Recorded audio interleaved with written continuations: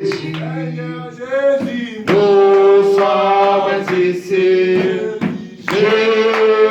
Jésus, nous sommes ici. Jésus, Jésus, Seigneur, nous sommes ici. Nous sommes ici pour toi. Nous allons prier. Éternel Dieu Tout-Puissant, toi qui connais la fin avant les commencements, tu connaissais la journée d'aujourd'hui, Seigneur. Nous te remercions parce que tu nous as bénis. Nous te rendons grâce parce que tu es digne de louange. La Bible dit que tout genou fléchisse, que toute langue confesse que Jésus-Christ est Dieu. Tu n'as pas changé, Seigneur. Tu es celui qui a fait tomber le mur de Jéricho au travers des louanges. Tu es celui qui a fait danser les enfants d'Israël après avoir traversé la mer Rouge. Tu es le même hier, aujourd'hui, éternellement. Viens au milieu de nous, Seigneur, cet après-midi. Qu'au travers de la parole, Seigneur, quand nous allons écouter ta parole, Seigneur, que les malades soient guéris, que ceux qui sont opprimés, ceux qui ont des problèmes trouvent la solution, que les retournent retournent la parole pour la gloire de ton Saint-Nom. Toi, la pierre de jaspe, la pierre de sartoine, toi les lys de la vallée, la rose de Sharon, l'étoile brillante du matin, toi qui ne changes pas, tu es le même hier, aujourd'hui, éternellement. Nous t'invitons au milieu de nous, Seigneur, pendant que nous allons parler. Mets-moi de côté, Seigneur, utilise le don que tu as mis à moi pour la gloire de ton Saint-Nom. Au nom puissant, Seigneur Jésus-Christ, nous avons ainsi prié. Amen. Amen. Que Dieu vous bénisse. Nous allons rapidement prendre nos Bibles dans le livre de Matthieu, chapitre 16, versets 13 à 18.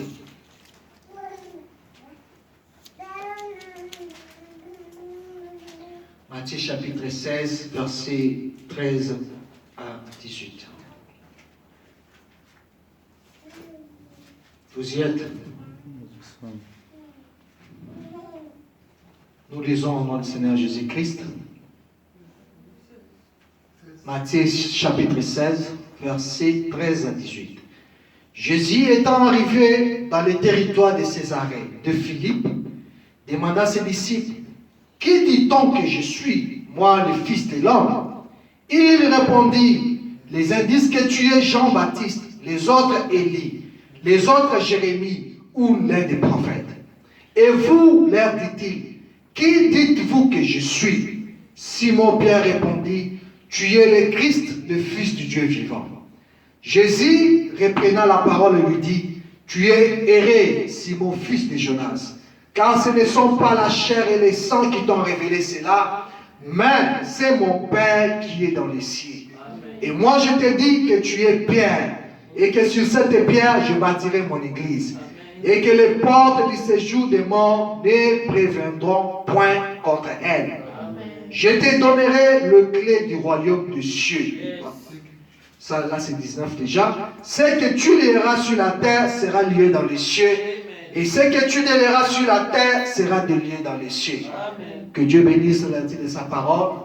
Vous pouvez vous asseoir. Cet après-midi, nous allons nous entretenir un peu. Que Dieu bénisse la présence de tout le monde. Notre frère, comment ça s'appelle? Hein? Frère Vicky, aujourd'hui tu es venu. Où est passé le frère Tommy? Aujourd'hui, il s'est envolé. Dieu bénisse mon frère. Après tant de promesses, Dieu bénisse nos frères là-bas. Amen. Notre sœur, Dieu te bénisse. On se connaît, non? Ah, tu sais, on se connaît. Moi, je te connais. Bon, je te vois que ça arrête de fois. Ah. Dieu bénisse le frère Joseph. Notre sœur, la sœur Michaud. Que Dieu te bénisse. Ça va? Ok. Nous allons s'entretenir un tout petit peu. Dieu bénisse la sœur Sharon qui est venue aujourd'hui adorer avec nous. Je vais parler, l'autre fois j'avais parlé ça, de ça de l'autre côté, puisque avec tout ce que nous venons de voir, l'autre dimanche nous avons vu nous avons parlé sur les signes des temps, la fin des temps et ses signes. Bien qu'on n'a pas approfondi, je voulais que ça reste un peu comme ça. Mais, il y a aussi l'un de ces signes-là que les gens oublient beaucoup. C'est quoi ces signes? C'est qu'aujourd'hui, dans ces temps de la fin, le diable s'est fait adorer dans l'église. Et les gens restent distraits. Aujourd'hui, le diable ne prie à l'extérieur de l'église. Mais aujourd'hui, le diable est dans l'église. Vous allez me dire, dans l'église catholique, non, même dans l'église du message. Nous allons lire frère Van. On me dit, les gens chantent Jésus pour chanter, mais quand il faut adorer, ils adorent le diable. C'est vrai. Nous chantons Jésus, Jésus, Jésus, Jésus, Jésus. Nous élevons le nom de Jésus, mais quel est Jésus que nous élevons? En réalité, dans les églises aujourd'hui, ils adorent le diable sans le savoir. Je vais lire dans la prédication Je restaurerai, prêchée le 20 janvier 1954, au paragraphe 19. On a dit ceci. Eh bien, ce sont là les deux premiers au sujet desquels j'aimerais traiter cet après-midi. Ce sont ces deux garçons et leurs esprits. Eh bien, si vous voyez si vous voyez quoi que ce soit, par exemple, Babylone apparaît dans la Genèse. Je vais juste vous donner cette seule chose afin que vous puissiez comprendre. Babylone apparaît dans la Genèse. Qu'était Babylone au départ? Babylone était la première organisation d'idolâtrie. Il y avait l'adoration d'un homme. Et un homme était adoré. Il s'appelait Nimrod. Il était le descendant de Cam. Après cela, il y a eu Sim, et puis la femme de Sim, et elle a commencé à polluer par l'immoralité et tout. Ils adoraient dans les racines, les vignes et autres, telles les statues dans les temples. Mais à Babylone apparaît dans la Genèse comme un lieu corrompu. Elle apparaît à l'époque du roi Nebuchadnezzar, à l'époque de Daniel, comme un lieu corrompu. Ensuite, elle apparaît dans l'Apocalypse. L'Apocalypse, c'est notre temps ici que nous vivons. Allant à la perdition, est-ce vrai? Elle commence dans la Genèse, chemine à travers les livres et se termine dans l'Apocalypse. Babylone, Frère Madame dit, c'est très clair, je ne veux pas expliquer. Que là, ils adoraient les idoles. C'est là où venait même notre père Abraham, notre père dans la foi. Lui aussi venait là, dans cette confusion-là, où ils adoraient les idoles. Son père aussi était l'un parmi eux. Alors, quand Dieu a appelé Abraham, Frère Madame dit, Dieu a appelé seul Abraham. Mais Abraham est sorti avec son père, avec son neveu. Et remarquez que quand ils sont partis, ils ont amené des petites statuettes et ils ont continué à adorer des statues. Et par là, Dieu n'a jamais béni Abraham. Pourquoi? Parce que son appel qui était individuel, il a amené son père et son neveu. Il a fait introduire d'autres personnes dans son appel et ça l'a causé des ennuis. Question et réponse prêchée le 28 juin 1959. Je commence au paragraphe 69. Voyez-vous, Satan était le premier archange de Dieu. Jadis, il habitait au ciel.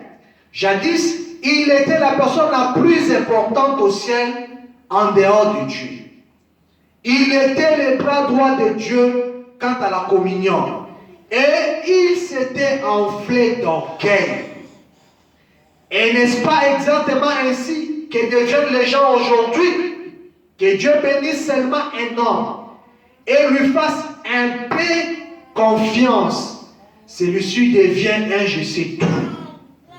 Il doit commencer une organisation ou quelque chose de différent. Pourquoi? Es-tu tombé du ciel, oh Lucifer? C'est Dieu. Dieu a du mal à pouvoir trouver quelqu'un avec qui il peut traiter. Quelqu'un qui restera humble et doux. Et qui attendra jusqu'à ce que Dieu l'appelle à faire quelque chose. Vous voyez cela, voyez-vous? Un homme que Dieu peut bénir et qui restera un homme. Qui ne se fera pas passer par un âge ou un Dieu. Aussitôt que l'homme est béni et qu'il reçoit un petit quelque chose, il va devenir un Dieu. Il va devenir un ange. Il va devenir une personne importante. Ce que je sais, je fais moi. Seulement cela, c'est une mauvaise attitude.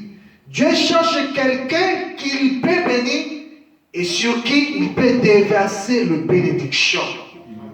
Et qui, plus il est béni, plus il devient petit. Amen. Et vous n'obtiendrez jamais davantage de la part de Dieu à moins de devenir rien. Amen. Vous devez vous rabaisser. Celui qui s'élèvera, Dieu l'abaissera. Celui qui s'humiliera, Dieu l'élèvera. Vous devez devenir petit avant de pouvoir devenir grand. Amen. Et vous ne serez jamais grand par vous-même. Vous serez seulement autant grand que Dieu le sera en vous. Amen. Voyez. Ainsi, paragraphe 77, 73, je lis 72, je suis à 73 maintenant. Ainsi, Lucifer est aujourd'hui sur terre, s'efforçant d'œuvrer dans l'église pour accomplir les mêmes desseins qu'il avait au commencement, avant la fondation du monde. Lucifer a été chassé du ciel, c'est vrai. Paragraphe 74. Je crois qu'il y a une autre chose ici. Vous le savez que Lucifer a été chassé du ciel, au ciel. Oui. Parce que là, il a voulu se comparer avec notre Dieu. Il a dit, pourquoi seulement lui? Il veut être seul adoré, pourquoi? Nous pouvons rétablir une démocratie ici. Aujourd'hui, moi, demain lui, demain une autre personne. Hein, vous ne voyez pas les anges. Il veut seulement s'élever lui seul, pourquoi? Et c'est comme ça qu'il a séduit 2/3 des anges et ils ont été précipités sur la terre. Et Frère Branham dit que Lucifer n'a jamais cessé. Il n'a jamais arrêté sa pensée là d'être adoré. C'est comme ça que Lucifer est venu sur la terre. La Bible dit, malheur à la terre, parce que l'ennemi l'ennemi est descendu avec une grande fureur, un grand colère, mais paix au ciel. Pourquoi? Parce que le diable avait le désir d'être adoré. Comme ça n'a pas marché au ciel, il est venu sur la terre et il veut être adoré. Je vais vous faire voir qu'il a réussi même son coup. La Bible dit, le frère Branham dit ici, je crois qu'il y a une autre chose ici. Ézéchiel chapitre 28, le verset 12. Vous pouvez les noter. Voyez ce qui est dit dans Ézéchiel 28, 12. Je vais aussi lire ça. Je crois que le prophète veut nous dire quelque chose ici. Amen. Nous allons tout doucement, nous allons terminer d'ici peu. Je vais seulement apporter des lumières, Ézéchiel chapitre 28, pour voir comment est-ce que le diable est adoré aujourd'hui dans les églises, sans le savoir. Nous sommes là, vous voyez des désordres, même dans les églises du message. Pourquoi? Parce qu'un homme veut recevoir l'honneur, un frère veut s'élever, l'autre là veut s'élever. Et qu'est-ce que nous sommes devenus? Rien. 28, 18 et 12. Fils de l'homme, prononce une complète sur le roi de Tyr. Tu lui diras, ainsi parle le Seigneur l'Éternel. Tu mettais les sceaux à la perfection. Tu étais plein de sagesse, parfait en beauté. Tu étais en Éden, les jardins de Dieu. Tu étais couvert de toute espèce de pierres précieuses, des sardoines, des topazes, des diamants, des chrysolites, d'onyx, des jaspes, des saphirs, des scarboucles, d'émeraudes et d'or. Tes tambourins et tes flûtes étaient à ton service, préparés pour le jour où tu fus crié. Tu étais un chérubin protecteur aux ailes déployées. Je t'avais placé, tu étais sur la sainte montagne de Dieu. Tu marchais au milieu des pierres étincelantes. Quelle gloire que Dieu avait donnée à Lucifer. Bien que ça ne lui suffisait pas. Tu as été intègre dans tes voies depuis le jour où tu fus créé, jusqu'à celui où l'iniquité a été trouvée chez toi. Je peux même limiter là, pour vous allez continuer à la maison. Et je suis ici, qu'en étudiant ceci, qu'en examinant cela, qu'en voyant ce que dit, ainsi dit le Seigneur, nous saurons alors si réellement il est tombé du ciel. Ou si ce n'est qu'une vision. Je crois que c'est ce que j'ai écrit. 28, 12. Très bien. Nous commençons là bien. Ceci est important. J'aurais simplement aimé avoir le temps pour prêcher juste un peu là-dessus. Car c'est vraiment nécessaire. 75. Maintenant, je dois poser un fondement pour en arriver à ceci. Que Lucifer, essayant de s'élever au ciel et même d'être un peu supérieur à son patron. Et il a trahi Michael. Il a fondé lui-même un grand royaume au nord et descendu. Ainsi, lui et ses anges furent chassés. La personne qui a posé la question sur l'Apocalypse, c'est dans l'Apocalypse 12, c'était sur l'île de Patmos. Mais remarquez maintenant ceci au verset 12, et observez comment il s'est établi dans les royaumes des hommes. Est-ce que vous savez qu'aujourd'hui, Lucifer s'est établi dans les royaumes des hommes? Oui. 76. Combien ici savent que le diable contrôle chaque nation sous les cieux? C'est Frère Branham qui pose la question. Le diable contrôle les États-Unis. Le diable gouverne les États-Unis. Le diable gouverne l'Allemagne. Il gouverne chaque nation sous les cieux. Le diable contrôle chaque nation. La Bible le dit. Lisez Matthieu chapitre 4. Là où Satan a amené Jésus au sommet de la montagne et lui a montré le royaume du monde. Et a déclaré qu'il lui appartenait. Et il a dit, je te donnerai si tu m'adores. Tous les royaumes du monde, de la terre, se trouvent entre les mains de Satan. C'est pour cela que Frère Branham dit qu'un fils de Dieu ne peut pas faire la politique. Malheureusement, aujourd'hui, dans les messages, c'est devenu un courant.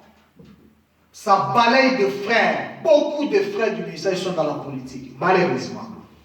Le Frère Branham dit que Dieu n'est pas dans la politique. Il a dit, aucun enfant de Dieu qui a commencé ça et a bien terminé. Il n'existe pas. Jésus n'a jamais dit, tu as menti, Satan. Jésus savait qui lui appartenait. Mais là, dans le livre de l'Apocalypse, il est dit, cieux et la terre, réjouissez-vous. Car les royaumes du monde sont remis à notre Seigneur et à son Christ. Et il régnera sur terre. Jésus savait que dans les milléniums, tous les gouvernements et les royaumes seront démolis. Et qu'il sera Dieu et chef de tous ici. Il savait qu'il héritera de tout cela. C'est pourquoi il a dit à Satan, à rien de moi Satan, car il savait de ce qu'il devait faire. Maintenant écoutez ceci, l'Esprit du Seigneur, sur ce prophète Ézéchiel, s'adressait non pas à ce roi, mais à l'esprit qui était dans le roi. Amen. On a dit que les esprits, les hommes meurent, mais les esprits ne meurent pas. Ces esprits-là, qui ont voulu faire s'élever dans ces temps-là, ce sont les mêmes esprits qui sont aujourd'hui. Tout ça, c'est quoi? c'est les diables couverts de peau pour se faire adorer dans l'église du Dieu vivant. C'est pour cela que Balaam dit, tout ce que vous mettez avant Dieu, cela devient votre Dieu. Amen. Tout ce que vous aimez tant avant Dieu, cela devient votre Dieu. Si vous aimez beaucoup votre femme, elle devient ton Dieu. Parce que tu la donnes beaucoup de l'importance autant que tu donnes à ton Dieu. Si tu aimes ton mari beaucoup plus que ton Dieu et que tu lui donnes tant d'importance autant que tu donnes à ton Dieu, il devient ton Dieu. Si tu aimes beaucoup ta voiture, comme on nous a montré une vidéo d'un papa qui a tapé son fils est tombé, s'est cassé les bras. Pourquoi? Parce qu'il jouait seulement avec la voiture. Et ne joue pas avec ma voiture. Donc la voiture là a plus d'importance, plus que l'enfant. Tout ce que vous donnez de l'importance avant Dieu, cela devient votre Dieu. Et les gens ne le savent pas. Je vais aller tout doucement, peut-être quelqu'un peut être scandalisé, mais nous allons entrer rapidement dans notre prédication. D'ici peu, 13h30, nous allons terminer. Et le diable était au ciel, et il en était chassé. Et le dessein même qu'il essayait d'accomplir au ciel, il est descendu juste ici sur terre, et a fait de son mieux pour accomplir les desseins qu'il poursuivait. Il va vers le roi et le chef. Et s'il arrive à les avoir, il descend alors au droit vers l'église. Et se saisit des gens, plutôt du prédicateur. Vous écoutez? Puis, du prédicateur, si le diable arrive à toucher le prédicateur, il entre droit dans la congrégation et s'introduit dans la congrégation sous la forme, la même influence, le même démon, faisant la même chose. Le pape qui a autorisé l'homosexualité dans l'église. Les églises pentecôtistes, les églises protestantes ont accepté le gay dans leurs églises. Ils bénissent ce genre de mariage dans les églises. Ils savent que nous avons un frère gay, ce n'est pas un problème. Il est libre de vivre comme il veut. Ils savent qu'il y a une sœur lesbienne, mais laissez-les vivre tranquillement, frère. Dieu sait comment est-ce qu'il fait ces choses. Dieu a permis, laissez-les. Mais nous avons vu avec vous que nous sommes dans un monde qui est dans un état sodomite, où même les prédicateurs, donc frère Balaam me dit que l'autre était un prédicateur rétrograde qui n'arrivait pas à appeler péché, à réprimander les péchés. Il n'arrivait pas à réprimander les péchés. Les gens vivent n'importe comment dans des églises. Il est frère dans l'église, à l'extérieur, il est dans des boîtes de nuit. À l'extérieur, il s'habille ou elle s'habille très mal. À l'extérieur, elle a deux petites ou trois petites amies. Pourquoi? Je vais payer la maison comment? Je vais payer les factures comment? Je vais faire ceci, cela. Est-ce que c'est ça la vie d'une fille de Dieu? Une personne qui vit encore dans les péchés, à qui il adore? Il adore qui? Il adore les diables. C'est le prédicateur qui fait des déclarations du haut de la chair, qui dit que là où la Bible n'a pas condamné l'homosexualité, nous aussi ne condamnons pas. Et les gens disent Amen. Vous allez voir qu'aujourd'hui, le diable est tout droit dans l'église. Frère Balaam me dit, s'il arrive à séduire le prédicateur, puis du prédicateur, il entre droit dans la congrégation et s'introduit dans la congrégation sous la même influence. Le même démon faisant la même chose. Vous savez, vous êtes presbytérien. Vous ne serez jamais un saint exempté. Vous êtes ceci, cela ou autre chose. Ne vous déshonorez pas en restant avec eux. Eh bien, vous êtes assez avisé pour vous retrouver dans l'un de ces pauvres petits tabernacles ou missions de la rue. Eh bien, ces gens, ils ont perdu la tête. Non, non, non. Dans leur cœur, ils sont normaux. C'est tout. Ils n'ont pas perdu la tête. Ils sont simplement contrôlés par les cœurs. Dieu vit dans leur cœur. C'est un peuple particulier. Un sacerdoce royal. Au fond des sacrifices spirituels. Ce sont les fruits de leurs lèvres qui rendent la louange à Dieu. Qu'il le veuille ou pas, parfois, je ne vois pas, mais je lui fais confiance et les loue, a dit un poète. Vous dites, eh bien, j'irai à l'église, je louerai le Seigneur, si j'en avais envie. Bien, maintenant, un sacrificateur doit offrir un sacrifice. Et vous, l'Assemblée, vous êtes des souverains sacrificateurs de Dieu pour offrir un sacrifice spirituel. Ce sont les fruits de vos lèvres qui rendent la gloire à Dieu. Amen. La Bible dit que Dieu a fait de nous les royaumes des sacrificateurs. Et un sacrificateur, c'est celui qui offre ses louanges et la louange à Dieu. Celui qui offre ses sacrifices. Il faut même dire, le sacrifice que nous offrons aujourd'hui, c'est la louange de nos œuvres. Vous allez là et dites, eh bien, si j'en avais envie, j'irai là-bas. Je témoignerai auprès de quelqu'un. Eh bien, faites-le quand même. Si vous êtes un souverain sacrificateur, mon frère, la chose brille dans votre cœur. Que vous ayez envie de le faire ou pas, allez-y. Faites-le de toute façon. Car vous devez faire un sacrifice. Quelque chose qui est difficile à faire. Allez, faites-le de toute façon. Vous êtes un sacerdoce spirituel, un race royale qui rend louange à Dieu, car Dieu vit dans ses cœurs. Sous la neige, nous avons quitté nos maisons. Nous avons payé les transports. Nous sommes venus, pourquoi? Parce que Dieu vit dans nos cœurs. Amen. Vous allez remarquer qu'aujourd'hui, le diable a fait son plan. Il est entré dans l'église. Il est entré dans les prédicateurs. Une fois que le prédicateur est séduit, c'est toute l'église qui est séduite. Frère, on dit, aujourd'hui, il y a des gens qui ne reçoivent pas le Saint-Esprit. Ils reçoivent l'esprit de leur pasteur. Il dit, si un pasteur, remarquez tout ce que le pasteur fait. S'il part à gauche, c'est toute l'église qui part à gauche.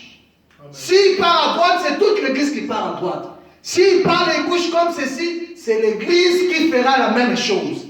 Ils n'ont pas reçu le Saint-Esprit de Dieu, mais ils ont reçu l'esprit de leur pasteur. C'est pour cela, Fondam dit, si vous voulez connaître l'état d'une église, regardez aux sœurs, regardez aux femmes.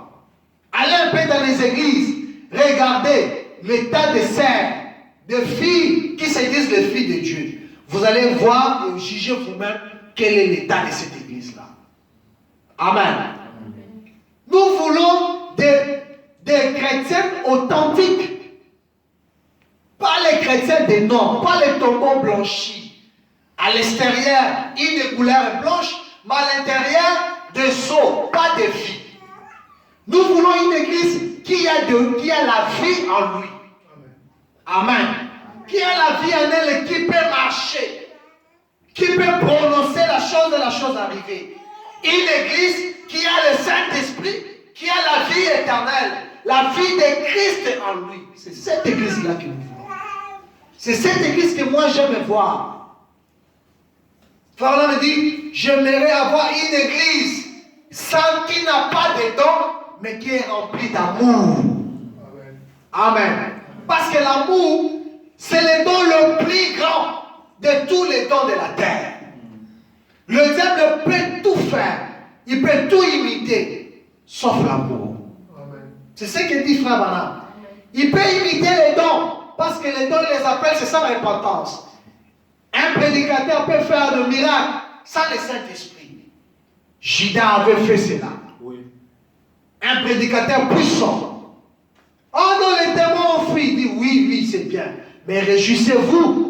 Non pas les démons parce que les démons ont fui, mais parce que vos noms sont écrits dans les livres de vie de l'agneau. C'est ça l'importance.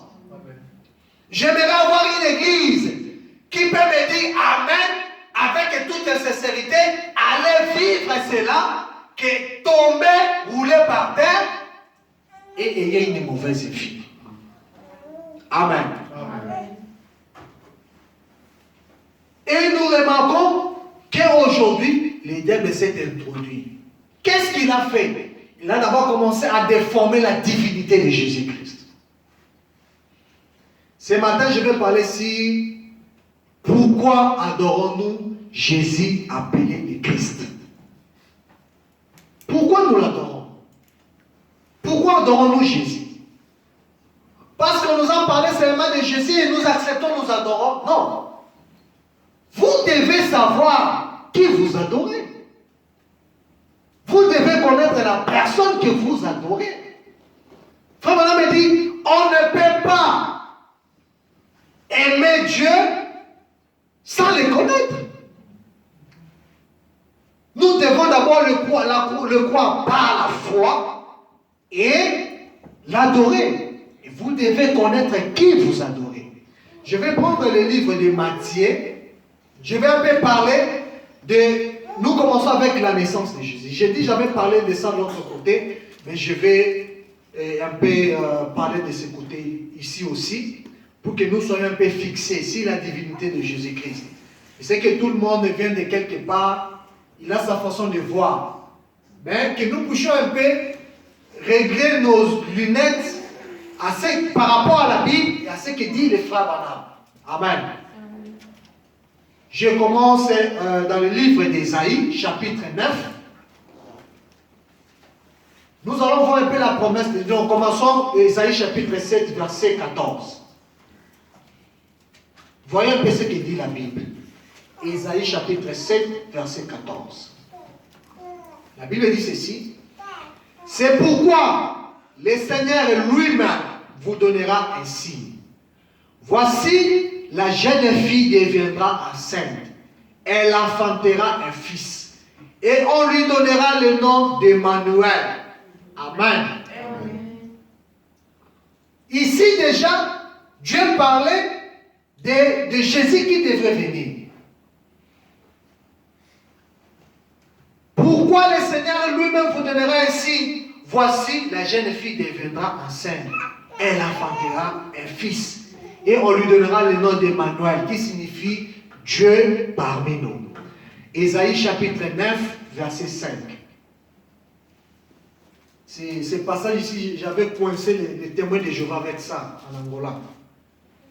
Ésaïe chapitre 9, verset 5. Car un enfant nous est né, un fils nous est donné, et la domination reposera sur son épaule. On l'appellera admirable, conseiller, Dieu puissant,